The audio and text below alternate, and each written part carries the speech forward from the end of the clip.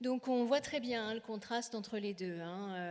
Sur la Lune, on n'ira pas très loin, on ne va pas respirer beaucoup, alors que sur Terre, vous voyez au loin cette petite couche, ces nuages disent que c'est le seul écrin où la vie peut se développer jusqu'à preuve du contraire. Donc ce moment, ce renversement des choses, ça nous a fait réaliser justement à quel point on était petit dans l'univers. Et au même moment, vous constatez que l'artiste coréen, l'artiste vidéo qui s'appelle Nam June-paik, a réalisé lui-même une installation sur la Lune pour rappeler qu'avant justement de regarder la télévision et toute autre image, on regardait le ciel. Et alors là, justement, c'est des moniteurs de télévision, vous en avez plusieurs. On a l'impression de voir les faces de la Lune en fait sur chacun des écrans, alors qu'en vérité, Nam June-paik a joué avec les téléviseurs cathodiques, c'est-à-dire qu'à l'intérieur d'un téléviseur cathodique, vous avez un tube qui balance des électrons sur l'écran, et en fait, il suffit de mettre un aimant dessus pour faire vriller, détourner le signal. Donc, ce que vous voyez, en fait, c'est ça, c'est qu'à chaque fois, Nam June-paik a disposé un aimant pour détourner le signal d'une certaine manière et faire en sorte que ça donne ces motifs qui sont des taches électroniques, ni plus ni moins, sur l'écran. Donc ce qu'on a pris pour les phases de la Lune, ce sont juste des taches de lumière artificielles. Donc ce que Nam June-paik essaye de nous dire d'une manière assez rigolote, c'est justement qu'aujourd'hui, alors que nos ancêtres levaient les yeux vers les étoiles, nous, on est hypnotisés par les lumières artificielles. Alors, en parlant des ancêtres, justement, qui passaient leur temps à regarder les étoiles, on va parler de Millet, qui a beaucoup passé de soirées à observer les étoiles dans le ciel la nuit. Et alors là, il en donne une de ses réminiscences dans La Nuit étoilée. Donc cette toile-là de Millet, elle a été très importante pour Van Gogh. En fait, les historiens d'art pensent que Van Gogh a vu cette toile à Paris entre 1873 et 1875. Et Van Gogh, on sait très bien qu'il admire Millet. Van Gogh est un mystique aussi, donc vous vous souvenez qu'il n'a pas pu devenir être pasteur et que donc il est devenu peintre. Et je vais citer à dessein Van Gogh quand il écrit à son frère Théo en septembre 1888. Il dit « J'ai un besoin terrible de, dirais-je le mot, de religion. Alors je vais la nuit dehors pour peindre les étoiles. » Donc ce mysticisme, en fait, n'est pas propre à Van Gogh. Il est partagé par beaucoup d'artistes, et notamment par Millet, dont le livre de chevet, en fait, s'intitulait « Philosophie religieuse, terre et ciel ». Et c'était un best-seller de l'époque qui avait été publié par un certain Jean Reynaud. Et ça parlait de la circulation de la vie dans les étoiles, dans l'univers. Donc c'était une des lectures, justement, de Millet. Il y a sans doute pensé en peignant cette nuit étoilée. Donc dans plusieurs toiles de Millet, la vie se déroule au rythme des astres, mais même si l'éclairage artificiel s'impose aux citadins, la lune et le soleil imposent encore leur rythme aux paysans.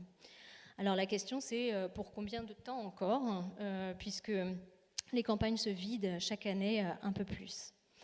Alors, dans l'Angélus, encore une fois, l'éclairage du couchant joue un rôle assez important. C'est vraiment cet éclairage qui donne l'intimité et aussi cette espèce de spiritualité à la scène. On voit des paysans qui prient à l'air libre, qui n'ont pas besoin d'aller à l'église. La nature est leur temple, le ciel est leur voûte. Et elles sont en plus plantées, pétrifiées dans l'horizon comme des statues monumentales. Et la seule chose qui dépasse, le seul élément de leur corps qui dépasse, vous voyez la flèche, ce sont leurs têtes, qui sont littéralement dans le ciel. Ils ont la tête dans le ciel, dans les étoiles, donc ils sont connectés au cosmos d'une certaine manière et ancrés, enracinés dans la terre. Donc au-delà de l'Angélus, de cette prière de l'Angélus, on a l'impression presque d'assister à l'enterrement du soleil avec cette lumière du couchant et de voir ces gens justement qui se recueillent devant la disparition du soleil. Et on se demande même si c'est pas plutôt si ce que Millet a voulu montrer, c'est pas le crépuscule du monde rural. Millet était assez terrifié, on va dire, par l'urbanisation. Et lui-même était parti à Barbizon en 1849 pour y vivre. Donc pour lui, vraiment, la campagne, c'était le dernier rempart au matérialisme. Et au-delà de ça, il y a une notion mémorielle très forte aussi chez Millet. puisque Millet peint autant ce dont il se souvient de son enfance que ce qu'il voit finalement. Il peint peut-être même plus ce dont il se souvient. Millet a passé son enfance en Normandie, dans le Cotentin. Son père avait une petite exploitation. Et à 9 ans, déjà, très tôt, il était l'aîné de 9 enfants, il a dû aider son père au champ. Donc il connaît tous les gestes de la paysannerie, lui-même il les a pratiqués, et c'est ce qu'il reproduit de mémoire dans toutes ses toiles. Donc pour lui, la campagne c'est le refuge, et les paysans apparaissent comme les derniers héros bibliques, à ceux qui restent et qui tiennent le monde pendant que tout s'industrialise. Alors dans la seconde moitié du 19e siècle, le paysage va devenir le genre qui va concurrencer la peinture d'histoire. C'est vraiment le genre qui a le vent en poupe, qui se développe pour deux raisons. Déjà, depuis la fin du XVIIIe, on exalte le sentiment de nature, et aussi la peinture de plein air qui se développe, qui permet justement ce développement. Alors, dans l'élan de cet enthousiasme pour le paysage, on va voir les artistes s'approprier le genre pour donner une vision personnelle du monde et donner leur vision au sens mystique comme au sens esthétique du monde. Donc, c'est-à-dire que le paysage va devenir mystique en réaction à l'industrialisation.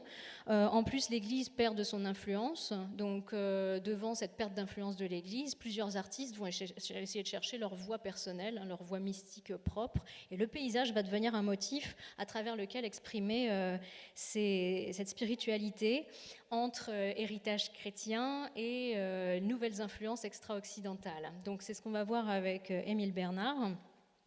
Émile Bernard a 20 ans quand il peint cette toile, c'est sa sœur Madeleine qui a 17 ans dessus, au Bois d'Amour, et cette toile c'est d'abord un manifeste esthétique, c'est-à-dire que Émile Bernard a rejoint Gauguin à Pont-Aven, et donc il est en train de développer des recherches sur ce qu'on appelle le synthétisme, donc cette manière de travailler les aplats assez bidimensionnels et de travailler le cerne noir. Donc c'est une manière qui est inspirée du vitrail, qui est inspirée des estampes japonaises. Donc il y a cette dimension esthétique, oui, le synthétisme. Après, on peut se demander aussi pourquoi mener des recherches sur le synthétisme en Bretagne.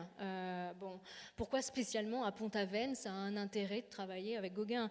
Alors c'est aussi parce que c'est une question spirituelle, c'est-à-dire que la Bretagne à cette époque, c'est le lieu des rituels druidiques, c'est le lieu des spirituels celtiques. Donc on va fusionner un petit peu tout ça. Le christianisme, là, c'est vraiment greffé sur la spiritualité celtique en Bretagne. Et donc, dans l'imaginaire des peintres, c'est vraiment le retour aux sources. Là, vous voyez un mélange entre christianisme et animisme. On voit Madeleine, d'ailleurs, qui a l'air d'écouter les murmures de la forêt, comme ça, directement connectée au sol. Elle-même, elle est presque en train de retourner à l'état liquide, puisque le bleu de sa robe fait écho au bleu de la rivière qui est derrière. Vous voyez tous ces arbres qui sont en train de se transformer en colonnes, qui sont les colonnes d'un temple, donc c'est le temple de la nature que vous avez derrière elle. Et en plus, donc l'héritage chrétien, puisque là, Bernard est en train de revisiter le thème de l'hortus conclusus, c'est-à-dire le jardin clos qu'on a au Moyen-Âge, c'est-à-dire on représente beaucoup la Vierge dans un jardin fermé, un jardin donc qui n'a pas été pénétré. Alors, ces réminiscences celtiques, médiévales, ne frappent pas que les artistes de Pont-Aven. Vous voyez aussi Klimt, ici, qui fait un grand retour en arrière, mine de rien. Alors, dans ce paysage de Klimt, on peut se dire effectivement qu'il a été influencé par Seurat. C'est vrai qu'il connaît le travail de Seurat, il l'a découvert lui-même, du pointillisme, mais en fait, l'influence qui est revendiquée par Klimt ici, c'est les mosaïques de Ravenne, les mosaïques byzantines. Donc là, il a peint énormément de paysages. En fait, Klimt, entre 1900 et 1910, quand il était en Haute-Autriche. Et vous voyez comme il représente les frondaisons, comme un trésor étincelant. on voit à peine le ciel, mais on voit les éclats de soleil qui sont comme des tesselles dans le vert des arbres. Donc la nature est présentée comme une icône précieuse, et c'est une nature qu'on vénère religieusement, et qui luit d'une manière presque divine. Alors cette idée d'une nature scintillante, d'une nature comme trésor divin, on la retrouve aussi là dans les meules de Monet. C'est peut-être plus inattendu, mais les meules de Monet, en fait, ont été décrites comme des modes de lumière un peu mystiques, notamment par une écrivaine. En 1911, il y a un livre qui a été publié qui s'appelle Mysticism, qui a été écrit par une théologienne qui s'appelle Evelyn Underhill, et elle parle donc de mode de lumière, et elle décrit le travail des meules comme un travail mystique. Vous voyez justement que la lumière, donc en circulant sur les meules, génère des ombres, des couleurs froides, mais aussi des scintillements très très chauds, et on voit que la paille scintille avec autant d'éclat que le soleil dans les arbres de Klimt. Les couleurs, ce bleu là que vous voyez très céleste et or, ça renforce encore le côté mystique justement de ces meules qui deviennent vraiment sacrées. Alors plusieurs spectateurs de l'époque, des contemporains de Monet, ont mis en avant la dimension spirituelle des séries peintes par Monet. Pas seulement les meules, c'est-à-dire qu'en 1892, par exemple, vous avez un critique qui s'appelle Albert Aurier, qui a dit que Monet donc, n'adhérait à aucune religion, mais mettait quand même bien le soleil au centre de son univers, comme Turner, et il a décrit les meules et les peupliers comme, je cite, « une glorieuse messe des lumières dans un moderne temple du soleil ». Vous avez aussi Gustave Geffroy, qui est le biographe de Monet, qui va parler même de la composante zen, bouddhiste, du travail de Monet.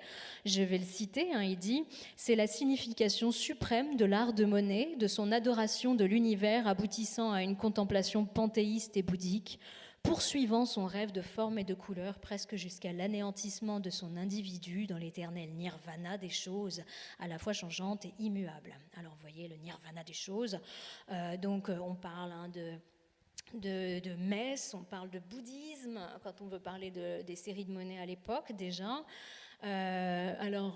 Monet lui-même, pour l'iconographie de la paille, s'inspire peut-être de Millet.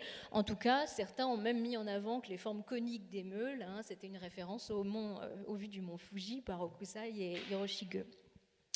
Donc dans le christianisme, en tout cas comme dans le bouddhisme, on associe les moments de la journée et les saisons de l'année aux métaphores, aux phases de la vie.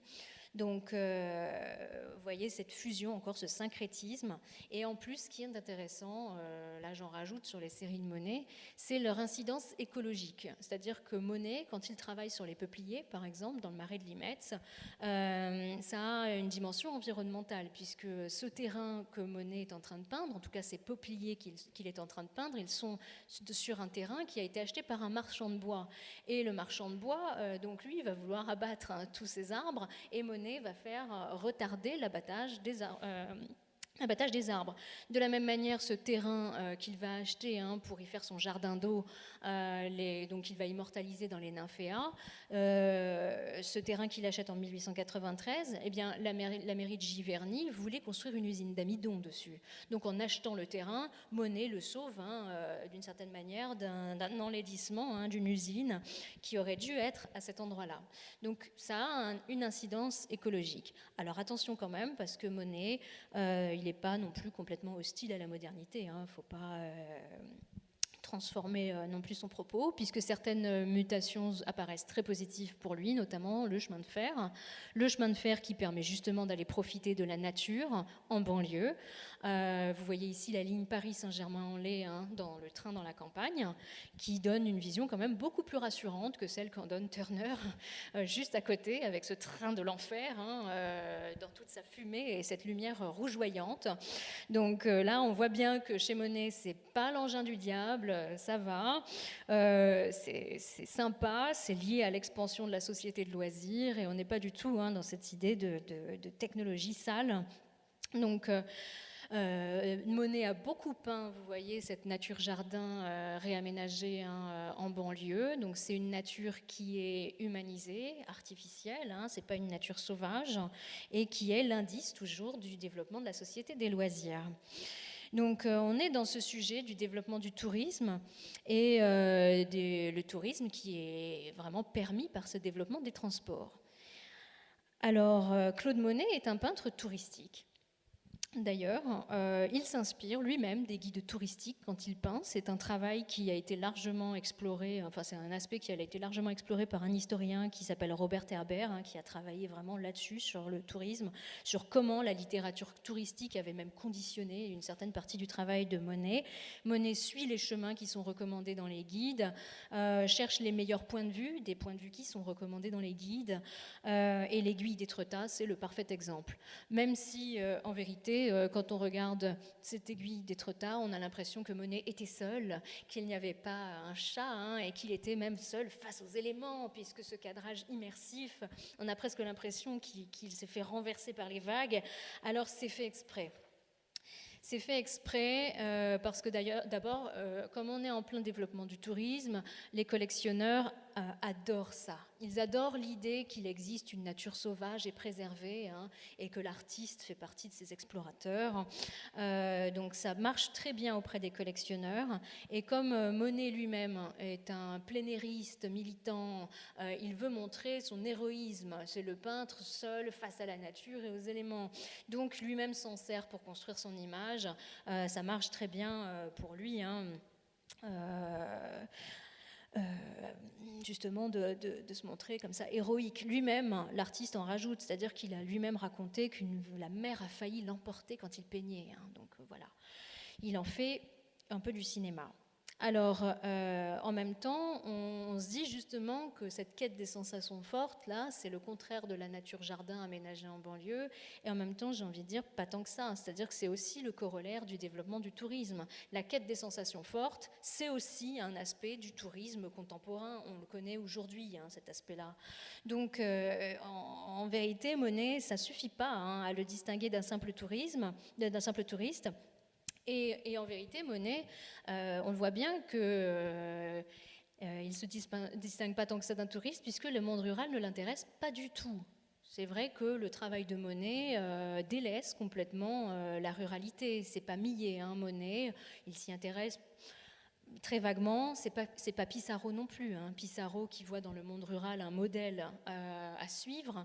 Monet n'est pas du tout là-dedans. Donc l'œuvre de Monet, elle oscille entre deux tendances, c'est-à-dire la sacralisation de la nature, on l'a vu avec la meule, les meules, mais aussi sa traduction en un spectacle étourdissant. Et en plus, la technique impressionniste, vous voyez, à petite touche comme ça, elle traduit vraiment l'excitation visuelle du villégiateur. Donc on est dans cette idée d'excitation visuelle, de sensation forte du loisir en fait. Cette excitation visuelle, elle va prendre un tour assez tragique au moment de la Première Guerre mondiale, puisque là on va montrer justement quel est l'effet de la technologie sur le paysage. Le paysage va porter les stigmates de la guerre moderne. On va plus se rapprocher là de la vision d'un Turner, du train, de sa vapeur et de son sillon tranché dans l'horizon.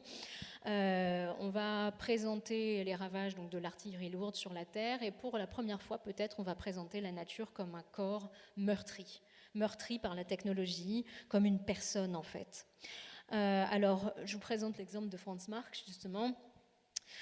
Franz Marc, qui ici parle de la guerre des Balkans, c'est le prélude à la Première Guerre mondiale. Beaucoup d'artistes à l'époque sont pour la guerre, comme Franz Marc d'ailleurs, il est favorable parce qu'on pense que c'est un sacrifice nécessaire, c'est-à-dire qu'on va tout détruire et ensuite le monde renaîtra de ses cendres. Bien sûr, ça ne marche pas comme ça, mais c'est ce qu'on croit à l'époque. Et donc lui, il partage cette idée-là avec les futuristes.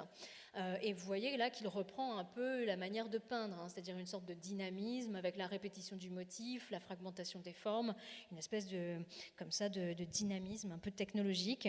Sauf que Marc n'a jamais partagé la passion des futuristes pour la machine. Lui, il aime les animaux, donc il peignait avant des chèvres, des vaches, des chevreuils qui gambadent dans une nature édénique. Et là, vous voyez que la nature édénique devient une nature cauchemardesque. Les loups, en fait, que vous voyez, sont en train de se transformer en canons. Et en fait, on voit des animaux qui deviennent eux-mêmes des armes technologiques. Alors, les couleurs aussi sont très importantes chez Marc. Franz Marc aussi, comme Van Gogh, a voulu être pasteur, et l'usage des couleurs a une dimension spirituelle chez lui. En 1910, dans une lettre, il affirmait « Le bleu est le principe masculin, austère et spirituel. Le jaune est le principe féminin, doux, gai et sensuel. Le rouge représente la matière brutale et lourde. C'est la couleur qui doit toujours être combattue et vaincue par les deux autres. Il faut que le bleu, le ciel, et le jaune, le soleil, viennent sans relâche en aide au vert afin de réduire la matière au silence. » Donc vous voyez cette matière brute, le rouge, qui avance. Il n'y a plus de jaune, plus de bleu, relégué sur les bords. Et ce rouge brutal est protégé par le noir de l'obscurité, le noir des ténèbres. Donc Marc est mort à Verdun, à 36 ans. Et un autre artiste se chargera de montrer vraiment là les ravages, le son et lumière dévastateurs de la guerre moderne. Donc c'est Vallotton. Alors là, il n'y a plus d'êtres vivants, même pas d'animaux, pas d'hommes. Le titre complet de cette toile, c'était Verdun, tableau de guerre interprété, projection colorée, noir, bleu et rouge, terrain dévasté, nuée de gaz. Alors, Vallotton voulait participer à la Première Guerre mondiale, il voulait s'engager, mais sa candidature a été refusée parce qu'il était trop vieux. Et donc, pour s'engager, il a commencé par faire un album de gravure sur bois qui s'appelle « C'est la guerre » en 1915. Et ça relève un peu de la caricature encore, on y voit des figures humaines. C'est assez anecdotique finalement par rapport à ça, puisque en fait ce qui va faire la différence, c'est qu'il va aller sur le front en mission artistique en 1917, et alors là il va réaliser qu'on ne peut plus peindre la guerre moderne en présentant des petits bonhommes. C'est fini, on ne peut plus montrer des hommes. Peindre des hommes morts, ça ne suffit pas à dire ce qu'est la guerre moderne. Donc là, vous voyez que c'est le déluge technologique, c'est-à-dire que les effets de la guerre se confondent avec la météo. On ne sait plus très bien si ça c'est de la pluie ou si c'est des balles. Ces nuages, ce ne sont pas des nuages d'eau, ce sont des nuages de gaz. Vous voyez les lumières partout, donc ça pourrait être un spectacle de techno, mais non, c'est la guerre en fait. Alors... ce qu'il essaye de montrer, c'est justement qu'avec nos nouveaux engins, on est capable de générer des destructions qui sont aussi colossales que des phénomènes naturels, qu'une tornade. Après, la toile s'intitule Verdun, mais Vallotton n'était pas à Verdun. Il a choisi Verdun parce que c'est emblématique. C'est-à-dire que Verdun, c'est vraiment une bataille très longue qui a duré longtemps et au cours desquels les bombardements ont été tellement intenses qu'il y a toujours des traces dans la terre de ces bombardements à l'heure actuelle. Donc on voit comment le paysage a souffert comme un corps de ces bombardements. Alors, dans un esprit comparable, pendant la Seconde Guerre mondiale, vous avez Paul Nash, qui est un artiste anglais, qui va montrer comment la Terre est avalée par la machine, engloutie. À première vue, comme ça, si on regarde très très vite, on voit une mer au clair de lune.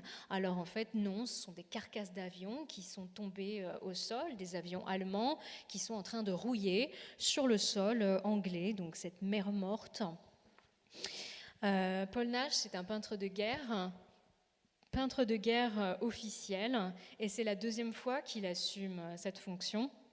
La première fois, c'était déjà pendant la Première Guerre mondiale, où vous voyez justement le type de peinture qu'il réalise à ce moment-là. Nash a été très très marqué par la Première Guerre mondiale, puisque il a 25 ans quand elle éclate, il est envoyé sur le front et il débute sa carrière de peintre à ce moment-là. Donc il est envoyé sur le front et il va finir par devenir peintre officiel du front, et il va faire toute une série de peintures qui sont des pamphlets en fait, des pamphlets pacifistes où on voit des arbres, beaucoup d'arbres qui restent stoïques dans le décor, dans le paysage, paysage, décharné par la fureur humaine. Et alors le titre de cette œuvre, moi, m'intéresse là, parce que c'est vrai que quand on lit le titre « We are making a new world », on se dit « Ah bah oui, c'est ironique, bien sûr, voilà ce que l'homme est capable de faire comme nouveau monde, juste détruire ». Alors, en vérité, au-delà du côté ironique de la première lecture, on peut juste se demander qui c'est nous. C'est-à-dire, nous faisons un monde nouveau. Mais de quel nous on parle? Puisque, en fait, les êtres vivants que nous voyons sur cette toile, ce ne sont pas des hommes, ce sont des arbres. Et Paul Nash, justement, est un artiste qui croyait à la vie des plantes, au génie du lieu. Donc pour lui, justement, le monde naturel est vivant. Et c'est nous faisons un nouveau monde. En fait, ce nous, ce sont les arbres, ce n'est pas nous. C'est-à-dire qu'effectivement, nous sommes bien occupés de ravager la terre. Et les arbres, qui eux sont les seuls êtres vivants, s'occuperont de tout reconstruire. Donc le soleil se lèvera, mais ce ne sera pas grâce à nous si la terre se reconstituera. Alors, l'arbre comme ultime trace de vie, ultime espoir dans un monde désolé, on le retrouve encore dans l'œuvre de Max Ernst. Max Ernst qui va beaucoup travailler sur la forêt. Alors ça, c'est lié à l'héritage romantique allemand, mais c'est aussi lié à l'exploration de l'inconscient chez les surréalistes. Donc, à la base, Ernst est un artiste surréaliste. Dans les années 20, il développe toute une série sur le thème de la forêt. C'est un prétexte aussi pour développer des techniques nouvelles qui sont toutes liées au travail justement introspectif. Donc là, la technique qu'il explore, c'est le grattage.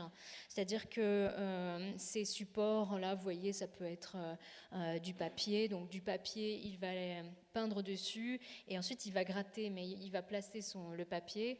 Vous pouvez vous asseoir sur des fauteuils si vous voulez.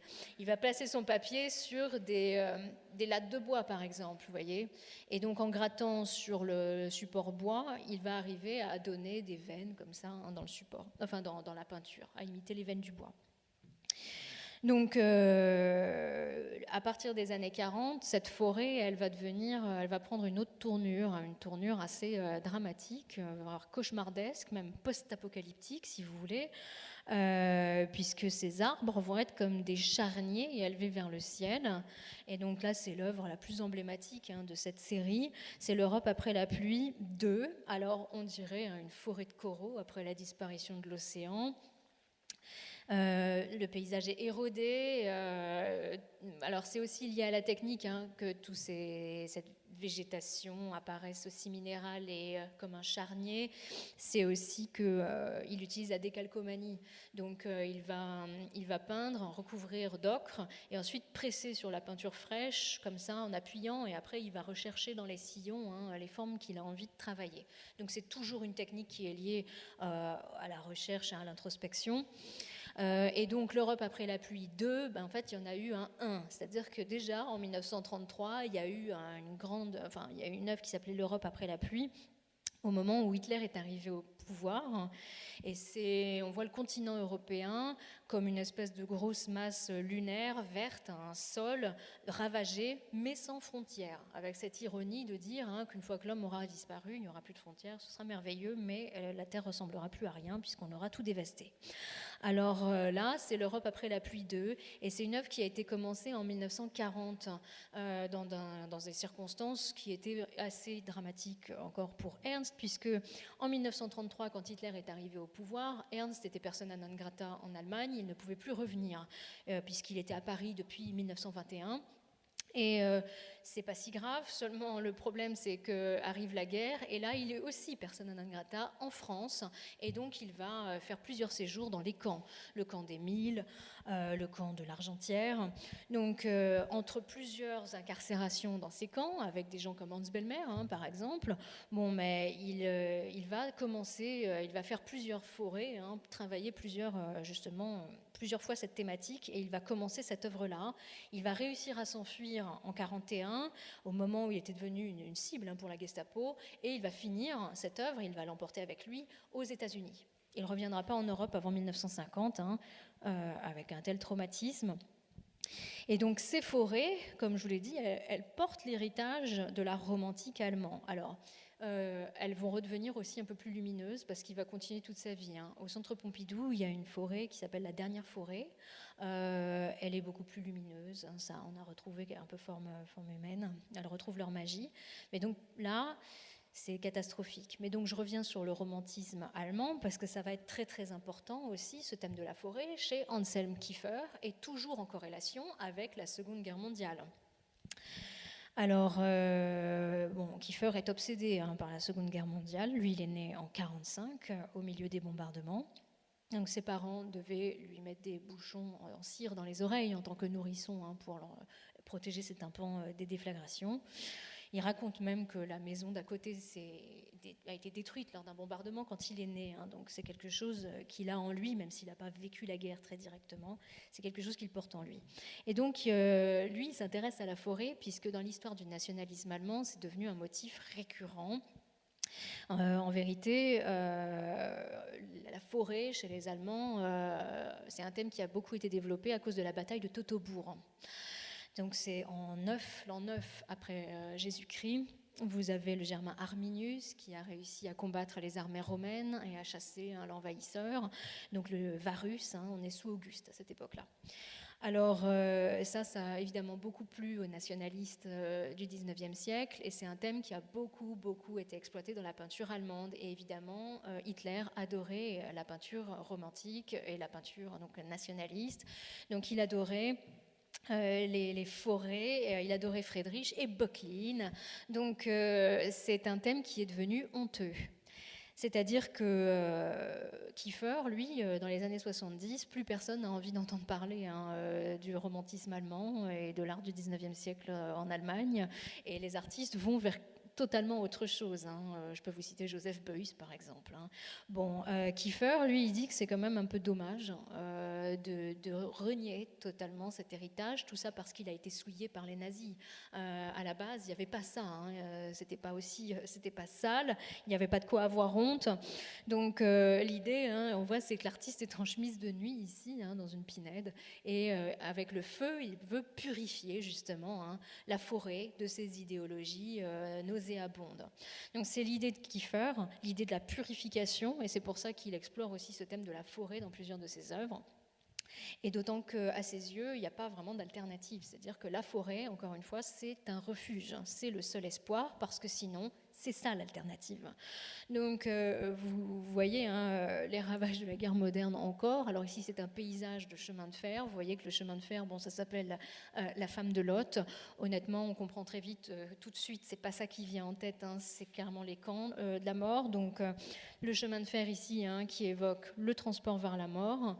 Et les matériaux utilisés sont parlants. C'est-à-dire que vous voyez la liste des matériaux, de la cendre, du plomb, du sel aussi pour évoquer Lot qui s'est transformé en statue de sel en se retournant. Donc c'est un horizon de plomb que nous donne à voir Kiefer, qui est cet horizon de l'après-guerre, et d'où l'urgence de purifier la forêt pour pouvoir vraiment la réhabiter, puisque ce sera notre seul refuge. Alors maintenant que la terre a été stérilisée par l'acier, est-ce que la nature pourra reprendre le dessus? Donc après la guerre, il faut reconstruire. Alors reconstruire, eh bien, la guerre ne nous a pas dégoûté du béton et du plastique, ne nous a pas dégoûté des technologies, et nous allons reconstruire donc avec du béton et du plastique un monde nouveau, comme dirait Paul Nash. Alors, vous voyez ici une vue des arbres en ciment armé, qui était présentée à l'exposition des arts décoratifs et industriels de 1925 à Paris, donc 4 grands arbres en béton. Alors, en fait, à cette époque-là, le style art déco est en train de se développer et il s'épanouit totalement à l'exposition. Donc, ces arbres ont été imaginés par Mallet Stevens et les frères Martel. Et en fait, à cette époque-là, on développe aussi un nouveau type de jardin qui est le jardin art déco. Alors, pourquoi le jardin art déco ? À cette époque-là, on est revenu dans l'entre-deux-guerres, les parcelles ont tendance à se réduire. Donc les riches propriétaires qui veulent aménager des jardins n'ont plus la surface pour faire des paysages pittoresques, enfin des jardins paysagers pittoresques, avec des buttes, des lacs artificiels, vous voyez, on ne peut plus. Donc les surfaces se réduisent, on va faire des choses qui sont plus géométriques pour pouvoir justement bien loger dans ces parcelles. Et donc on assiste au grand retour du jardin à la française. Jardin à la française qui est déjà en soi un symbole du contrôle de l'homme sur la nature. Alors là, le jardin à la française est poussé justement à bout, c'est-à-dire que le principe de l'art-aux-pierres, là, il est vraiment extrême, puisque ces arbres stériles sont taillés une bonne fois pour toutes.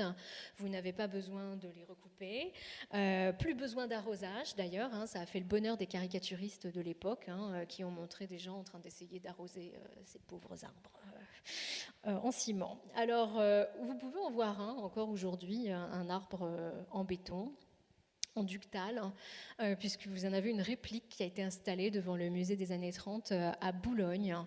Donc le ductal, c'est un mélange de béton et de résine, c'est plus léger, hein, et ça craint moins la corrosion. Alors, maintenant qu'on a vu comment faire des arbres en béton, on va aussi faire la nature en plastique. Alors, Piero Gilardi, lui, a pensé dans les années 60 qu'on pouvait meubler les HLM avec des tapis nature. Donc, vous voyez ces propositions pour aménager, pour embellir un peu les immeubles tristounais. Alors, c'est en 1965 qu'il développe cette idée du tapis nature en mousse de polyuréthane.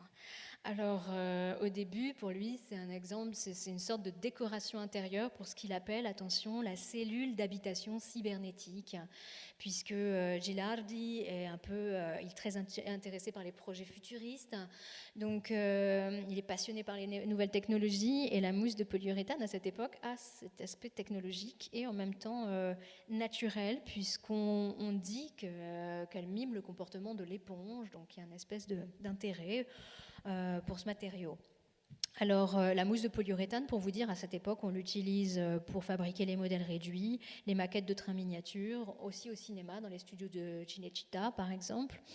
On s'en sert aussi pour les matelas, et c'est dans un matelas que Gilardi a réalisé son premier tapis nature, en fabriquant une rivière avec des galets. Alors, qu'est-ce qui lui est passé par la tête ? En fait, on était en pleine vogue du pop art, et il s'est dit que il fallait arrêter avec les soupes Campbell, c'est qu'il fallait renouer le lien entre culture et nature. Vous allez me dire, c'est une drôle d'idée de renouer le lien entre culture et nature en travaillant un matériau qui est fait à partir du pétrole. Alors oui, c'est une drôle d'idée. En même temps, on est dans les années 60 et à cette époque-là, c'est pas si drôle. C'est-à-dire qu'on est dans une grande confiance vis-à-vis des technologies et on pense vraiment que elles peuvent nous aider. Je vous ai parlé de ce matériau qui mime le comportement de l'éponge. Et en plus, Gilardi, à l'époque, il travaille avec les hôpitaux psychiatriques. Donc, c'est aussi un matériau, pour lui, sensible, qui permet de communiquer avec des gens qui ont des problèmes. Et d'ailleurs, dans les années 70, Gilardi va arrêter de travailler vraiment avec le monde de l'art et plutôt s'engager du côté des hôpitaux psychiatriques et du côté des usines pour travailler avec les ouvriers. C'est quelqu'un de très engagé et jusque dans les années 2000, il est investi dans le militantisme écologique, c'est-à-dire qu'il a rejoint Extinction Rébellion. Il travaille avec eux à Turin. Donc, mais il continue encore aujourd'hui, vous voyez, à faire un petit tapis nature, Biodiversità. Alors en plus avec ce titre-là, c'est vraiment ironique parce que bon, il n'y a plus rien de divers là-dedans. C'est tout le même matériau. Là, la biodiversité en prend un coup. C'est funeste. C'est morbide en fait cette biodiversité-là qu'il est en train de nous montrer. Alors Gilardi continue de faire ces tapis nature parce que déjà les gens adorent. C'est ludique, les galeristes lui en redemandent, et lui-même, l'artiste, dit que ça le fatigue un peu, que tout le monde lui demande toujours ça, mais en même temps, ça lui permet de financer ses autres projets sociaux, parce qu'il faut bien aussi les financer, et aussi leur ironie a quelque chose d'alarmant. vraiment résolument, puisque c'est vrai qu'il n'y a plus rien de la biodiversité dans tout ce plastique. Et c'est encore plus ironique quand vous le voyez là en train de dérouler au kilomètre ces tapis nature pour les découper, comme à Saint-Maclou, on va chercher sa moquette. Bon, vous voyez, là, on est vraiment dans l'ironie. Et un autre artiste qui va aussi explorer cette ironie entre pop et nature, c'est Didier Marcel, qui lui s'est fait connaître en réalisant des moulages spectaculaires de morceaux de terre labourés. Donc vous pouvez en avoir de tous les coloris pour assortir à votre canapé, noir, rose, rouge. Ce sont des morceaux de terre propres qui ne laissent aucune trace sur le sol, pas besoin de passer l'aspirateur derrière, c'est l'avantage. Comme Warhol, on est décliné. Il y a la poussière. Alors ça, vous avez raison, c'est comme tout le problème des objets en général, c'est qu'ils prennent la poussière. Mais donc, comme Warhol, vous voyez, on les décline en plusieurs couleurs, comme les sérigraphies, les portraits. Alors en plus, on est dans un renversement total des valeurs, puisque ce sol-là, on l'accroche au mur, et ce n'est pas une matière organique, c'est complètement infertile, c'est stérile. Alors comment on peut comprendre une telle ironie ? Alors il faut regarder un peu la moquette ici, puisqu'on parlait de Saint-Maclou. Bon, là vous avez une moquette qui n'est pas du tout un détail. On est dans l'exposition de Didier Marcel au Musée d'Art moderne de la ville de Paris, c'était en 2011, et cette moquette, elle cite quelqu'un, elle cite Malevich. Elle cite cette toile de Malevich, et vous allez me dire pourquoi citer Malevich quand on parle de terre labourée, quel rapport Alors, en fait, Malevich, lui, c'est vrai que c'est le futurisme russe. Donc, la géométrie, une forme d'abstraction, mais surtout on explore des formes nouvelles, des formes géométriques pour participer à la construction d'une société moderne. Et Malevich, il se trouve, a fait partie de ces artistes qui ont été persécutés par le régime stalinien. À partir de 1929, Staline ne veut plus que du réalisme socialiste, comme on l'appelle. Donc, c'est plutôt de la propagande que du réalisme, mais donc Staline ne veut que de la peinture d'histoire, et Malevich subit des interrogatoires, et lui-même est obligé de revenir non seulement à la figuration, mais aussi au grand genre, à la peinture d'histoire. Là, cette charge de la cavalerie rouge, c'est une fausse peinture d'histoire, parce que Malevich n'a pas envie de donner satisfaction en vérité à Staline, et il va le payer assez cher, et vous le voyez ici, en fait, ça fait partie de toute une série d'œuvres figuratives que Malevich va réaliser à la fin de sa vie et qui parlent pour la plupart du monde paysan russe. Ce que vous voyez, là, l'homme qui court, sensation du danger, c'est dans les kolkhozes que ça se passe. Donc vous voyez des baraques de kolkhozes derrière avec une épée ensanglantée et un homme qui s'enfuit, puisqu'à cette époque-là, on n'hésite pas à assassiner les propriétaires terriens. Donc Malevich parle justement de cette déshumanisation des campagnes russes et déshumanisation du travail de la terre. Et cette déshumanisation, elle est présente aussi dans le travail de Didier Marcel, même si ça a l'air beaucoup plus pop et ludique. Vous voyez cet arbre-là, un peu étonnant, l'arbre aux chênes, c'est le résultat d'une commande publique. On est en 2010, quand France 3 Bourgogne veut donc une sculpture. En plus, là, c'est un peu glauque parce qu'elle est carrément derrière un grillage, vous voyez. Alors, c'est un saule pleureur. Donc, les chênes tombent à la place des rameaux et le tronc est en béton armé, 4 tonnes quand même. Les branches sont en acier zingué et laqué. C'est marrant sans être marrant parce qu'on est dans une périurbaine, on est autour de Dijon, dans un quartier qui est très ingrat, c'est-à-dire que les gens arrivent ici le matin, ils repartent le soir, personne ne vit là. Vous voyez que c'est un endroit complètement sans âme.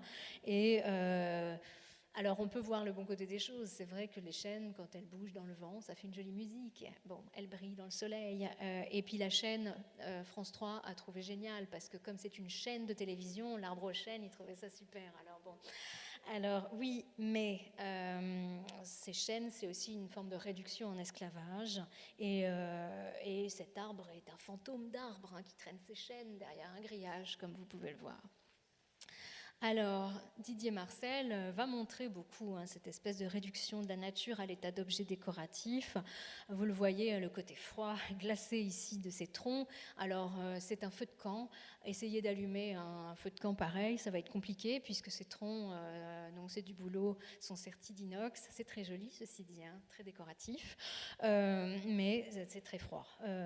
Alors là, la nature est un bijou de luxe, un décor très très glacial. Et c'est de la nature morte, mais au sens propre. Elle est morte, voilà. Donc cette dématérialisation de la nature, on va l'explorer un peu, on va en parler un peu avec Sabrina Raté, qui s'est dit justement qu'avec la disparition de certaines espèces, il allait falloir penser à les remplacer. Alors les remplacer comment ? Avec des dioramas numériques.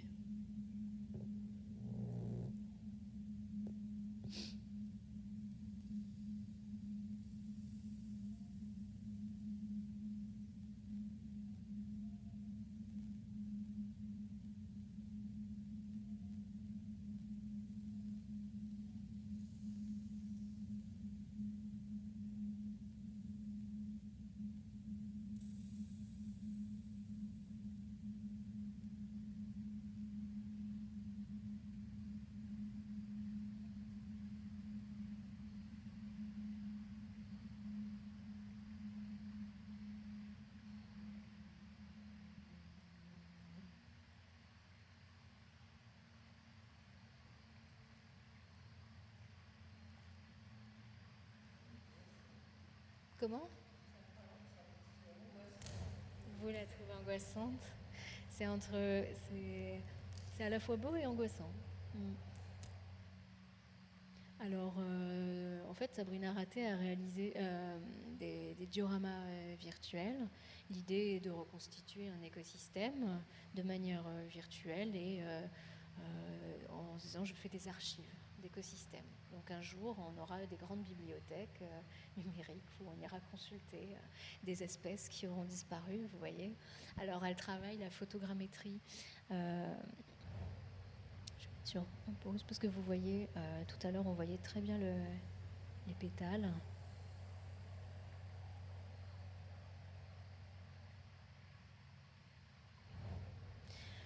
Alors même je peux parler pendant que ça tourne.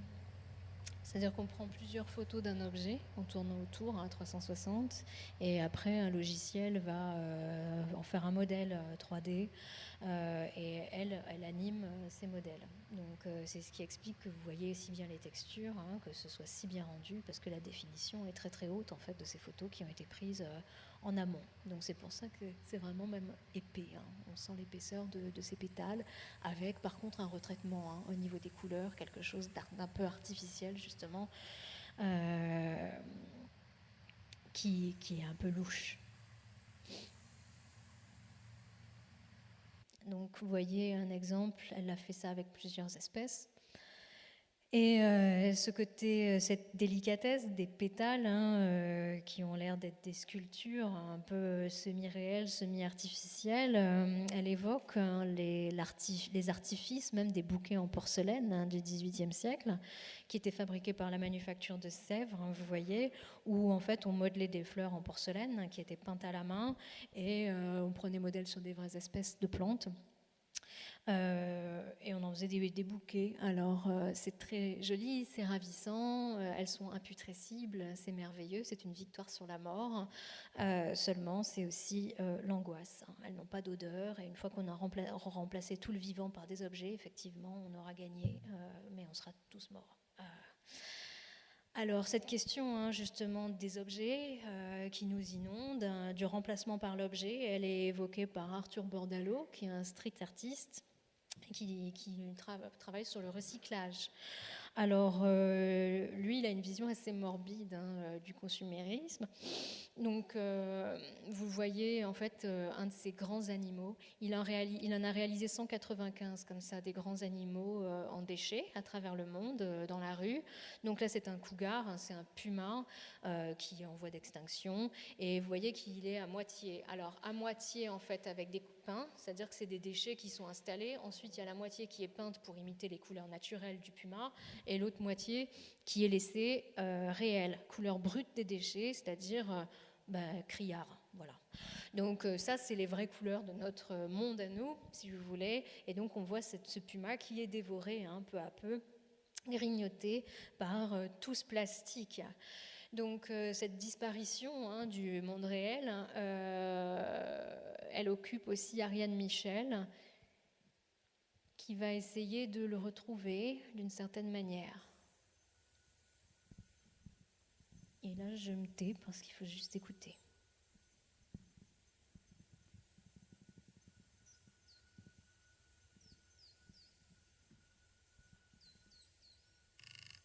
Vous entendez bien ?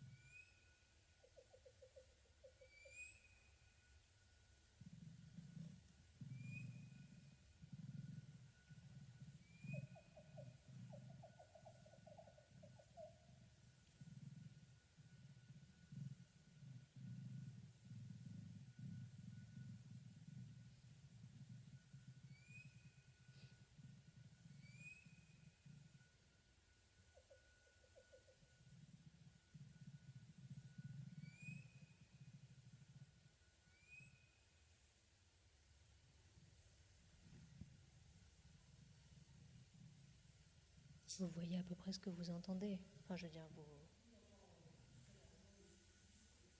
des petits bruits d'oiseaux. C'est ça que vous entendez. Hein.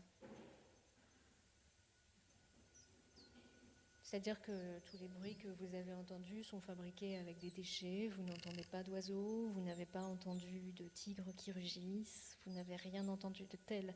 Vous avez juste entendu des gens qui font des petits bruits avec des déchets, des objets.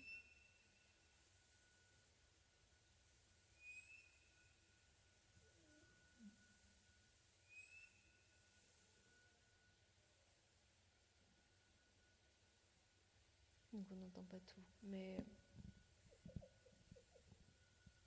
donc avec des ballons en caoutchouc, hein, ils arrivent à faire des petits bruits, des gobelets en plastique. Donc ça c'est... Voilà le félin en rugissant. Alors ça c'est à la base c'est une performance live qu'Ariane Michel a donnée pour la première fois à la Fondation Carté, c'était en 2016. Et elle en a fait une vidéo pour présenter sous forme d'installation. Vous avez l'exemple ici hein, au River de la Forêt, au musée Zetkin, où on avait l'écran justement, hein, où on voyait les artistes manipuler, les performeurs, les objets, et les objets utilisés en dessous hein, avec le son. Donc ça c'est un extrait justement de la vidéo hein, qui est faite pour l'installation.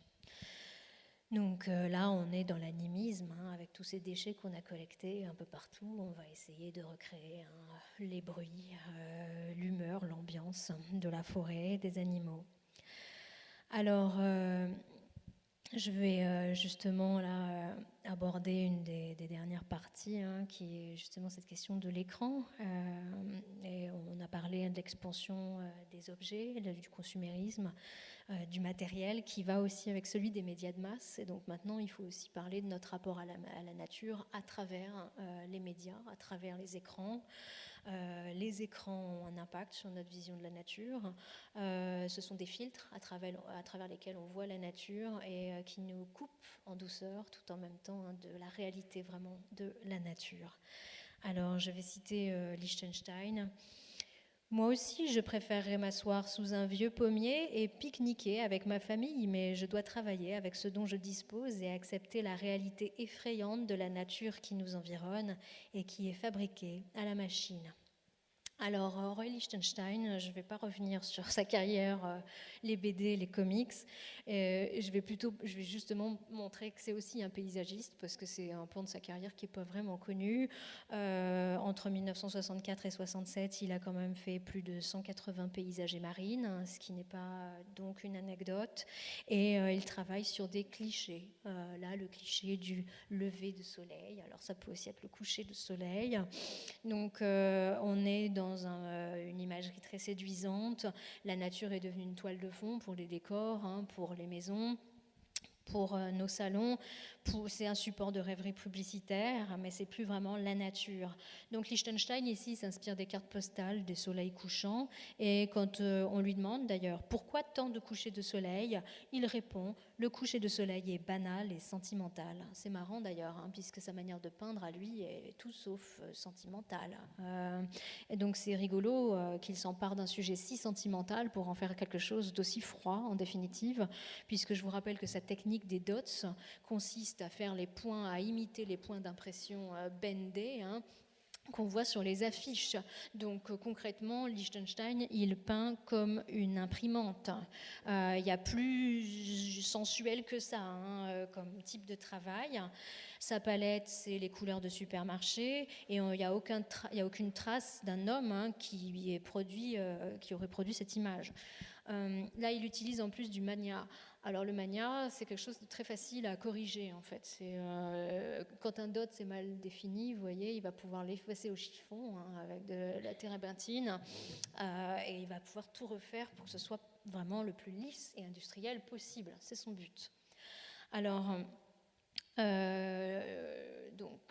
justement, cette emprise des images industrielles, des paysages industriels, enfin des paysages de publicité, Luigi Ghirri a beaucoup travaillé dessus. Lui, c'est un photographe, et il s'est intéressé à la même figure, vous voyez, des couchers de soleil, donc qui est la quintessence du cliché stéréotypé. Et ce qui va intéresser Luigi Ghirri, c'est justement le fait que on a au moins autant, quand on voyage par exemple, on a au moins autant nos souvenirs, l'expérience directe du paysage, que toutes les cartes postales qu'on a vues et qu'on a envoyées à nos amis.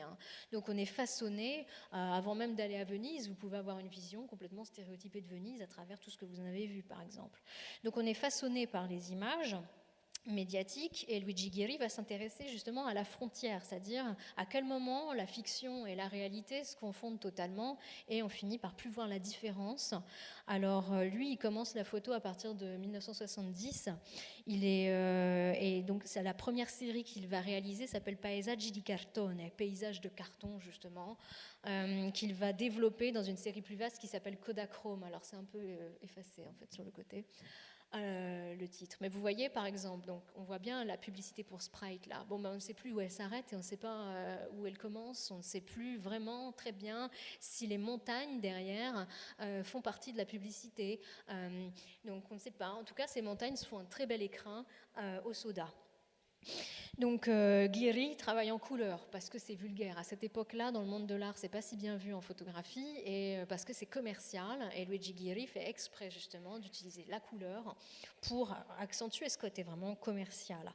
Là, ici, vous voyez des gens réunis devant une affiche. C'est des sentiers de randonnée qu'on voit sans doute ici. On voit un paysage factice avec des gens qui vont sans doute suivre tous les mêmes chemins pour aller tous au même endroit. On est très très loin de l'exploration du monde sauvage. C'est la nature loisir dont je parlais tout à l'heure, mais surtout c'est une déclinaison assez marrante du voyageur devant une mer de nuages de Friedrich. Sauf que là, vous n'êtes pas perdu et dans une quête intérieure, ou en tout cas si vous êtes dans une quête intérieure, vous allez le partager avec les 50 autres personnes qui sont devant le panneau. Alors, ce motif de la montagne, il va prendre une importance chez certains artistes, notamment dans l'œuvre pop de Ed Ruscha, qui a travaillé sur la montagne. Alors, il n'est pas du tout au début de sa carrière, là, mais donc la montagne, justement, a déjà, dans la peinture mystique du 19e, c'est un thème qui plaît beaucoup, puisque ça sert de métaphore pour évoquer l'axis mundi, c'est-à-dire le point où le ciel et la terre entrent en connexion. Donc la montagne, c'est ce point de connexion spirituelle. Et chez Ed Ruscha, vous voyez que le point de connexion entre la terre et le ciel est couvert de slogans publicitaires. La peinture est lisse, c'est un artiste pop, mais vous voyez, pay nothing until April, bon, payez rien jusqu'à avril, donc le Graal, vous voyez, le climax dans votre vie, ce sera sans doute ce crédit à la consommation qui va vous permettre de communiquer avec Dieu. Alors, c'est une citation de Friedrich. Tout ce travail est une citation de Friedrich. Il en a fait toute une série. Et vous voyez justement le retable de Tetchen. C'est un tableau d'autel qui a beaucoup surpris à l'époque, puisque, en fait, au lieu de voir une crucifixion vraiment de manière évidente, ce que vous voyez avant tout, c'est des sapins et des rochers. La lumière divine apparaît derrière, et finalement, c'est le paysage qui apparaît au premier plan. C'est le paysage, le vrai héros qui apparaît dans la gloire divine. Donc, ce paysage grandiose, cette idée de nature comme ça secrète en plus, elle est importante à une époque, encore une fois, où Friedrich veut montrer les limites des progrès scientifiques. Il y a encore des mystères qui nous échappent, et d'où la contre-plongée. C'est-à-dire que nous sommes renversés sur le sol, et cette lumière divine, elle est inaccessible. Elle est cachée par la montagne, elle est cachée par les sapins, et jamais on aura le fin mot de l'histoire. Quelque chose nous échappera toujours. Donc chez Friedrich, l'homme n'est plus le centre du monde, et nous sommes complètement dominés par la nature. C'est ce que va reprendre Ed Ruscha, mais d'une manière totalement corrompue, subvertie. Alors oui, c'est sûr, la vérité divine, elle nous échappe, la montagne est devant, mais alors vous avez encore plus de vent en évidence, ces slogans publicitaires.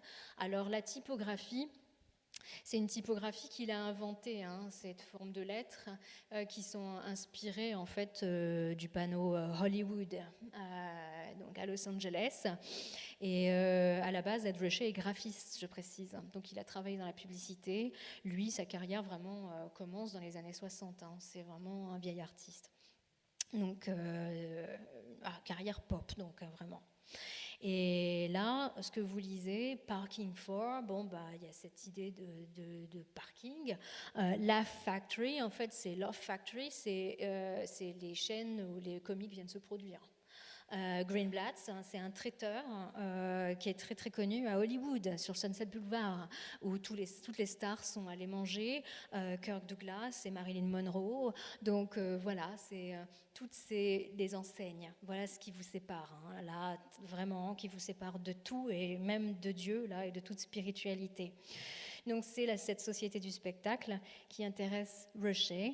Et donc je montre cette tendance de Friedrich à toujours reprendre cette même composition, cette composition où nous sommes toujours écartés de la vérité, écartés du paysage. Alors là, vous voyez deux personnes qui regardent quelque chose qu'on ne peut pas voir, toujours sur ce principe de la contre-plongée. Ici, mieux encore, vous avez cette grande ruine qui se dresse devant les sapins. Donc il y a toujours cet avant-plan qui fait que quelque chose est insaisissable. Alors cette ruine, en plus, c'est aussi la précarité du temps des hommes. Alors que là, le temps divin, lui, il est immuable. Il reste comme ça, éternel. Donc c'est cette idée-là qui va être reprise par d'autres artistes, donc par Ed Ruscha sur le mode ironique, désolée parce que les couleurs sont vraiment très très sales sur cette photo, mais aussi par une artiste comme Eva Nielsen. On va voir plusieurs artistes qui travaillent sur cette idée du cachet, de l'insaisissable dans le paysage, et caché ici en l'occurrence par toujours, cela c'est des panneaux routiers, alors après on verra que c'est autre chose. Mais donc Eva Nielsen, c'est une jeune peintre, elle qui dit qu'elle s'inspire de Ruscha et de Friedrich, et elle s'intéresse à l'écran, justement, devant le paysage. Donc elle joint les deux, la mélancolie d'un Friedrich et la distance froide des artistes pop. Et elle travaille à la brosse et en sérigraphie. Donc vous voyez, tout ce qui est en couleur, c'est peint à la brosse. Et les panneaux routiers qui sont vus de dos, c'est de la sérigraphie, puisque elle-même, elle traîne, elle prend des photos, et après, elle les retravaille. Sous forme de sérigraphie. La sérigraphie, pour elle, lui permet de rendre le côté métallique, le plomb, où vous voyez comme ça le côté béton. Donc là, on y est vraiment. Vous avez une buse énorme en béton plantée devant le paysage, et l'horizon est comme un luxe inaccessible, parce que vous avez, boum, cette espèce d'énorme matériau de construction qui tombe là comme un bunker en Normandie. Alors... je vais citer Eva Nielsen, puisque dans une interview, elle a expliqué justement à quel point pour elle, l'horizon était un luxe qui se raréfie. Donc elle le dit, pour moi, l'intérêt premier qui s'est dégagé de l'analyse des structures environnantes venait tout simplement du constat que j'ai eu quand je me baladais en banlieue ou dans les capitales. Je me suis rendu compte que l'horizon était une chose rare.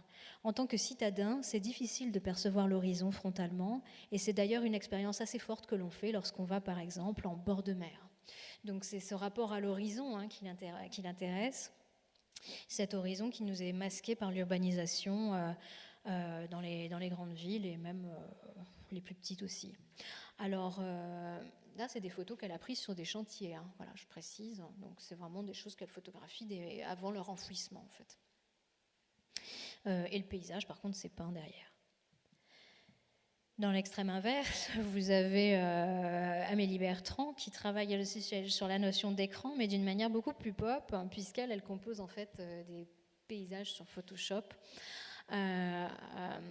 avec des sources diverses. Elle va chercher sur Internet un peu tout, elle puise dans les catalogues Leroy Merlin et elle recompose des espèces d'univers clos et artificiels.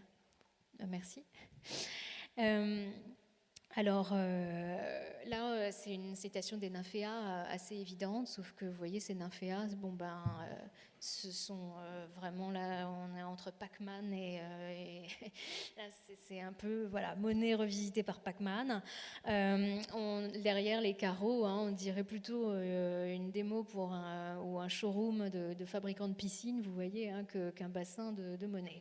Alors, c'est voulu, puisque elle a ce côté très pop, vraiment néon. Elle cultive cette esthétique très très lumineuse, qui est proche de l'univers des discothèques, de Las Vegas, et même sa manière de travailler cultive ça, puisque tous les dégradés que vous voyez, ils sont faits à la main. C'est-à-dire qu'elle travaille la peinture à l'huile quand même, je précise.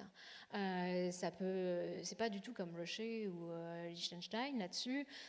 C'est qu'elle travaille la peinture à l'huile parce que c'est lumineux et que c'est ce qui s'approche le plus pour elle de la luminosité des écrans d'ordinateur. Et c'est pour ça en fait qu'elle utilise ça, et elle va peindre des dégradés à la lumière blanche dans son studio pour essayer d'obtenir cette luminosité de manière très uniforme et patiente. Là, vous voyez son palmier, par exemple, qui n'a plus rien vraiment d'un arbre. On ne sait pas trop ce que c'est. Une espèce de marée vert fluo, et dans des panneaux d'agglos. Et l'ironie du sort, un peu comme Liechtenstein, c'est qu'elle a passé du temps à peindre chacun des copeaux d'agglos. Et pourtant, l'aggloméré, c'est vraiment ce qui se rapproche le moins du bois dans notre imaginaire. Quand on pense bois, on ne pense pas à ça. On pense à un matériau organique, vivant, mais là, c'est tout le contraire. C'est justement ça qui l'intéressait. Ce qu'on voit ici, c'est une nature dématérialisée, lumineuse, comme sur un écran d'ordinateur. Alors, au contraire de cette dématérialisation, je vais vous présenter un extrait d'un film de Jacques Perconte qui, lui, justement, travaille sur la dégradation des images numériques pour mieux en révéler la sensualité. Il travaille en fait sur la compression des images, donc d'une manière assez impressionniste, sauf que là, sa référence, c'est plus les impressionnistes.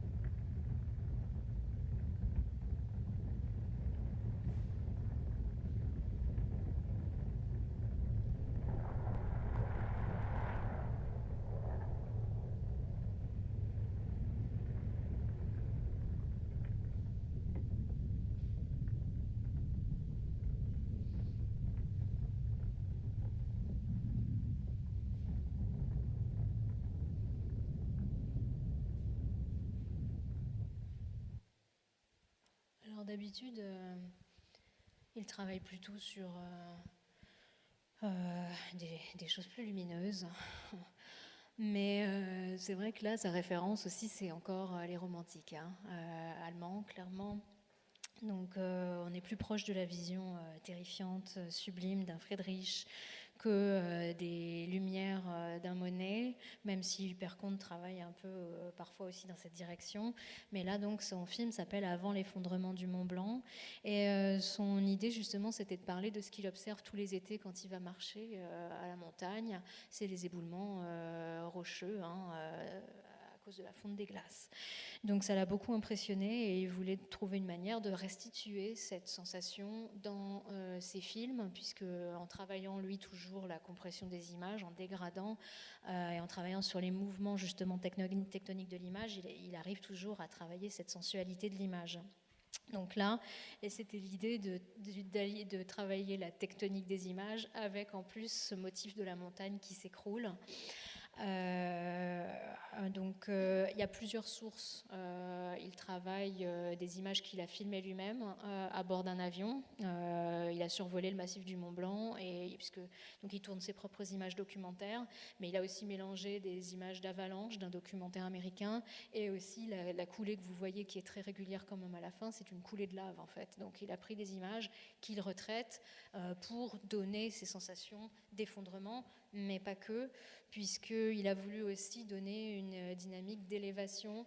Vous voyez cette image qui est là. À un moment, on a vu ces petits vecteurs qui s'agitent, puisque ces vecteurs, ce sont les vecteurs de compression de l'image. L'image va se comprimer, en fait, se compresser en suivant les mouvements de ces vecteurs et en fait suivant même les mouvements de lumière à l'intérieur de l'image. Donc là, on est même carrément assez proche de Monet et de la lumière. Mais donc, c'est comme ça que l'image va bouger. Donc il y a cette idée tectonique, mais il y a aussi cette idée que même si globalement elle s'effondre, et même si c'est assez accablant ce qu'on vient de voir, elle s'élève aussi, la montagne. C'est-à-dire qu'on n'est juste pas capable de le percevoir. Les mouvements tectoniques, ils sont constants. Donc oui, la montagne s'effondre, mais elle continue aussi à s'élever. Seulement nous, on ne peut pas le sentir puisque c'est une autre temporalité. Vous avez là une double temporalité qui se dessine, celle de l'univers, c'est l'échelle de l'éternel, ce que Friedrich aurait appelé Dieu, vous voyez, et la temporalité des hommes, c'est-à-dire juste ce qu'on voit nous s'effondrer sur nous. Donc c'était son idée justement de montrer les deux, de montrer justement que là, à un moment, il y a même dans le film est plus long, à la fin je vous mettrai les liens pour aller voir le film en entier. Ah oui?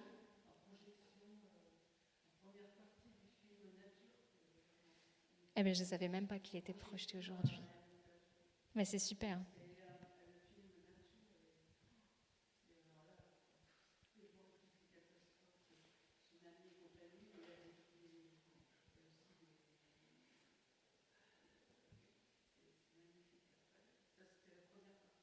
Donc vous l'avez vu en entier. Ouais. Bah, tant mieux. Sinon, il est accessible entièrement sur Internet.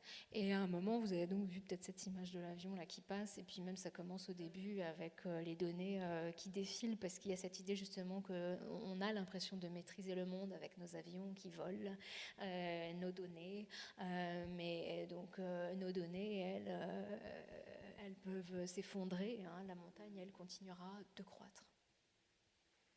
Cette idée de double temporalité, on la retrouve chez Giuseppe Pennone, et là j'aborde vraiment la dernière ligne. Pennone là travaille clairement la double temporalité avec cette œuvre qu'il a développée très tôt dans sa carrière. C'est une des premières œuvres qu'il a développées, donc elle continuera à croître, sauf à cet endroit. Alors Pennone, il est issu d'une famille d'agriculteurs, donc il est très sensible au rythme des saisons, aux travaux des champs. Il a grandi dans une Italie marquée aussi par le souvenir de la guerre, et il a vu aussi le changement très rapide de l'Italie, l'industrialisation, et les villages de son enfance sont des ruines aujourd'hui. En 68, quand il fait ses études aux Beaux-Arts à Turin, on est dans une pleine ambiance de contestation, et on a beaucoup d'artistes qui vont réagir à l'art qu'ils appellent l'art riche, c'est-à-dire le pop art. Donc c'est comme ça que va se développer l'arte povera, l'art pauvre. Donc on va avoir des artistes qui militent pour les matériaux naturels, primitifs. Et Pennon est assez marqué par ce qui se passe. Il est très déçu par l'enseignement qu'il reçoit aux Beaux-Arts. Et pour cette raison, il va revenir dans son village natal, à Garesio. Donc il va retourner dans la forêt de son enfance. Et je vais le citer, il dit « J'ai essayé de trouver mon propre chemin. Les éléments que je connaissais le mieux étaient les éléments de la nature. C'était un moment où tout l'art était simplifié. Il y avait une idée de minimal, du geste minimal, d'une œuvre minimale, une forme minimale. Et moi, j'avais pensé que peut-être de prendre un bout de terre dans mes mains, c'était de la sculpture. Mais j'ai aussi pensé que ce geste-là aurait été difficile à expliquer. J'aurais dû parler beaucoup pour le rendre compréhensible. Bon, comme il a conscience qu'il ne va pas venir là avec un bout de terre dans la main en disant c'est une œuvre, elle s'est dit je vais peut-être trouver autre chose. Et il a cette idée de mettre sa main sur un tronc. Il a fait un moulage de sa main, fixé sur un tronc. Vous avez ici un moulage en acier, mais ça peut être en bronze. Donc, et vous voyez qu'on a cette idée de l'arbre qui va être marqué par l'homme à cet endroit, mais qui continuera à grandir. Donc l'homme disparaîtra, il n'y a rien au bout de la main, vous voyez, mais l'arbre, lui, continuera sa vie et c'est une matière fluide. Donc on est sur le temps très long, on est dans un temps qui n'est pas celui de nos artefacts, de nos outils technologiques, et on a cette idée très forte que l'homme, pendant que l'homme gesticule en essayant de laisser une trace dans l'univers, l'arbre, lui, vit lentement dans l'économie de ses mouvements. Dans les années 60, de plus en plus d'artistes sortent du musée pour aller travailler dehors. Donc on assiste à l'émergence du courant qui est connu du land art, avec ici Nancy Holt, justement, qui fait écho aux peintures d'Eva Nielsen. Je n'ai pas choisi par hasard ces Sun Tunnels qui sont ici. Vous voyez ces bustes de béton percés. Alors, elle aussi essaye de se reconnecter avec l'horizon. En 1974, elle a acheté dans l'Utah cette parcelle de terrain, 16 hectares, pour y installer des buses. En fait, les buses sont sur 2 axes, ça fait un X. Donc il y a un axe qui est aligné sur la position du soleil au moment du solstice d'été et l'autre de l'hiver. Donc l'idée, c'est qu'à chaque moment, vous avez la lumière du soleil qui va finir par rentrer dans les tunnels et tout inonder, et vous avez des trous qui correspondent à des constellations. Donc vous avez la constellation du Dragon, de Persée, de la Colombe et du Capricorne. L'artiste a dû travailler avec d'autres, avec toute une équipe, avec un astrophysicien, un astronome, des géomètres et des ingénieurs. Et donc il y avait cette idée de se reconnecter vraiment avec le calendrier solaire, avec les étoiles. Donc Nancy Holt, c'est l'épouse de Robert Smithson, qui est donc l'exemple le plus fameux quand on parle de land art. On ne peut pas ne pas parler donc de Spiral Jetty, qui est assez iconique, à 2-3 heures de route d'ailleurs des Sun Tunnels. Donc ici, Smithson avait acheté une ancienne exploitation pétrolière, louée, donc pour lui redonner sa magie initiale. C'était typique de ces sites qui ont été abîmés, abusés d'une certaine manière, et à qui on va redonner justement sa magie. Alors pour ça, il a fait construire cette énorme spirale.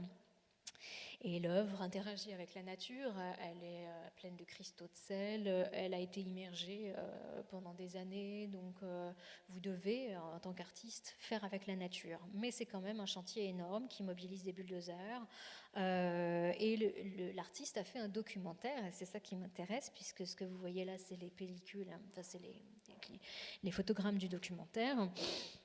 Donc un documentaire où il raconte cette genèse en voix off, où il survole sa jetée en hélicoptère en faisant des commentaires, et on est dans la construction du mythe, et on pense un peu à Monet devant ces falaises, vous voyez, le mythe de l'artiste devant la sauvagerie des éléments, qui maîtrise cette sauvagerie. Alors c'est justement une des critiques qui vont être formulées à l'encontre du land art, et vous avez quelqu'un ici qui n'est pas très content, c'est Richard Long, qui en plus est un artiste anglais et qui ne va pas se gêner pour critiquer le côté mégalo des Américains. Alors ici, je vous montre une photo justement faite à partir d'une performance de Richard Long pour vous montrer que lui, il aime en fait les performances qui ne laissent aucune trace dans la nature. Donc là, typiquement, dans ce cas-là, l'artiste a traversé un champ, il faisait beau, il a fait plusieurs allers-retours jusqu'à aplatir la pelouse et puis il a pris une photo et il est parti. Et vous voyez que ça ne va pas rester longtemps, c'est-à-dire qu'il va pleuvoir, il va y avoir de la gadoue et puis c'est fini. Donc l'idée, c'est de faire une action sur la nature qui soit à l'échelle de la temporalité de l'homme sur Terre, c'est-à-dire précaire. Et c'est tout le temps ce qu'il fait. C'est-à-dire que Long, par exemple, est allé marcher sur le mont Parnasse en 99. Il a disposé un cercle de pierre et quand il est revenu marcher là-bas en 2004, il a tout enlevé, ce qui est resté. Vraiment, il y a cette idée d'effacer. Et je cite, il dit « Pour moi, land art est une expression américaine. Ça veut dire des bulldozers et de grands projets. C'est de la construction sur de la terre qu'ont acheté les artistes. Le propos est de faire un grand monument permanent. Cela ne m'intéresse pas du tout. » Cette question de la propriété privée, ça le gêne, parce que c'est justement pas du tout la philosophie, pour lui, c'est pas ça dont on a besoin. Et pareil, il n'est pas le seul à penser ça. Neil Sudo, par exemple, est dans la même logique. Neil Sudo est allemand et lui il travaille donc dans le courant Art in Nature, donc il a une idée assez humble de ce que doit être le travail de l'artiste, où on doit déjà s'adapter au cycle de la nature et on ne doit pas engager de rapport violent avec la nature, donc pas de bulldozer quoi. Donc pour lui, il faut qu'il y ait un dialogue entre les deux, entre l'homme et la nature prime toujours à l'issue de ce dialogue. Donc lui, il dit qu'il faut dessiner avec des fleurs, peindre avec des nuages et écrire avec de l'eau. Alors c'est un art assez éphémère, c'est-à-dire que ce que vous voyez là, ça va fondre. Évidemment, son nid là, il va fondre. Ça, un peu plus, il aime bien jouer sur les échelles, ça fait partie de ses œuvres les plus connues, les grands nids qu'il réalise à partir de 72. Et je vais vous présenter son radeau d'hiver et d'automne. Enfin, c'est radeau, il y en a plusieurs. Attendez, radeau d'automne, pardon, c'est moi qui me trompe dans la saison. Alors, c'est son radeau d'automne pour la Creuse en fait. Donc ça, c'est un radeau éphémère. Une sculpture éphémère. Alors les dimensions, c'est 6,80 m de long et 3,90 m de haut. Pour vous donner une idée, c'est du bois de châtaignier, donc c'est une essence locale et tout a été assemblé selon une technique traditionnelle, tenon, mortaise. Il y avait cette idée de s'ancrer dans le territoire de la Creuse. Et donc ce radeau, en forme de demi-feuille d'érable, il a été lâché comme ça. Il est parti d'Aiguzon, il a été lâché en 2012, novembre 2012. Et il a fait le tour alors il est allé sur la presqu'île de Crozant, mais c'est du côté de Guéret, de Guéret. Voilà, on reste dans la Creuse. Voilà, donc c'est une sculpture éphémère, mouvante, qui traverse justement des ambiances lumineuses différentes, et elle va voyager. À un moment, son périple s'arrête, et puis c'est fini. Voilà. Ces démarches assez humbles remettent l'homme à sa place. Et elle rappelle que la nature n'est pas un parc d'attractions ou une propriété privée. C'est justement ce que voudrait bien dire Seba Calfuqueo, qui lui est un artiste d'origine mapuche et qui travaille sur les thèmes de l'écologie et du rapport au genre. Donc lui, déjà, il travaille sur son identité sexuelle. Il a ce discours qui est de dire que son corps est comme l'eau, c'est-à-dire son identité est fluide, mais pas que. C'est-à-dire que my body is water, mon corps c'est de l'eau, c'est aussi pour parler de la volonté de privatiser tout, y compris l'eau. Qui voudrait privatiser l'eau, vendre de l'eau, quand on sait que notre corps en est majoritairement constitué? C'est-à-dire, à ce moment-là, autant rétablir l'esclavage et vendre des gens directement. Donc lui, il dit, il n'y a pas de différence entre moi et l'eau. Et pour cette raison, il n'est pas question de vendre l'eau. Donc il s'est montré dans la nature, dans un film comme ça, justement, il se met en scène, attaché à un tronc dans la rivière pour dire mon corps et la nature, c'est lié. Et en fait, au début du film, il y a un avertissement qui dit qu'au Chili, le code de l'eau, établi en 1981 sous la dictature de Pinochet, est toujours en vigueur. Et ce document définit l'eau comme une marchandise, ce qui le choque profondément. Et cette œuvre, elle fait aussi écho avec l'actualité du droit, c'est-à-dire que dans plusieurs pays d'Amérique latine, on parle de reconnaître la nature comme un sujet de droit, c'est-à-dire qu'on a accordé la propriété sur soi-même à des collines ou des forêts, notamment en Équateur. Et la constitution bolivienne en 2008 établit que la séparation entre l'homme et la nature est artificielle. Donc lui, il travaille dans la suite de ces idées-là. Donc je terminerai sur cette question, l'horizon, une propriété privée, avec l'œuvre de François-Xavier Djebré qui fait écho à ce qu'on a vu avec Friedrich. Donc, alors vous voyez ce panneau propriété privée qui a l'air un peu dérisoire au milieu de cette végétation foisonnante. Djebré s'intéresse à l'urbanisation de la Côte d'Ivoire, qui a été déjà bien exploitée pour la richesse de ses ressources naturelles. Et à la base, il a grandi dans le nord de la France. Il a été très très marqué par les friches industrielles. Il s'intéresse beaucoup à l'architecture. Puis il est devenu photographe. Ça fait seulement depuis 2013 qu'il est allé s'installer en Côte d'Ivoire, dans le pays de son père. Et la Côte d'Ivoire est en pleine période de reconstruction, après une période de guerre civile de 2002 à 2007 et de crise politique 2010-2011. En 2013, il commence une série qui s'appelle Émergence sur les métamorphoses d'Abidjan et il montre justement comment Abidjan se transforme depuis 2013 jusqu'à aujourd'hui. Et donc on voit les projets immobiliers qui poussent partout pour une classe moyenne en plein développement, mais ça laisse une impression assez étrange. Vous voyez cette terre balafrée avec toutes ces petites maisons vides. En fait, on ne sait même plus très bien si c'est un nouveau projet ou si c'est un projet laissé en plan au moment de la crise. Et il joue sur cette ambivalence, justement. Ce sont des nouveaux projets de construction, mais il joue sur cette espèce de doute de ville fantôme. Et là, vous voyez ces mises en scène, elles m'intéressent tout particulièrement, vous voyez pourquoi? Parce que là, on a une petite butte de gravats qui cache bien l'horizon, les arbres derrière. Ici, vous avez ce mur qui cache le paysage. On voit des choses qui poussent, on ne sait pas si c'est neuf ou si c'est ancien, et c'est toute l'ambiguïté qui est intéressante, puisque ces choses neuves ont déjà l'air d'être des ruines, en fait. Donc, lui, c'est cette espèce d'aspect fantomatique qui l'intéresse. Et donc, il pose cette question, finalement, de la surconstruction. Est-ce que c'est ça qu'on veut construire comme monde pour demain? Donc, de l'exploitation à la stérilisation, effectivement, il n'y a qu'un pas. J'arrête ici. Merci de votre attention. Je vous mets quand même une bibliographie, qui c'est les ouvrages à partir desquels j'ai travaillé, ou des ouvrages qui seraient intéressants à consulter. Si vous voulez prendre ça en photo, ça peut vous servir. Et sinon, je vous mets les sites web sur lesquels vous pouvez voir les films. Donc le film de Seba Kalfoukeo, celui de Sabrina, les vidéos de Sabrina Raté en général, Ariane Michel et Jacques Perconte. Voilà, merci de votre attention.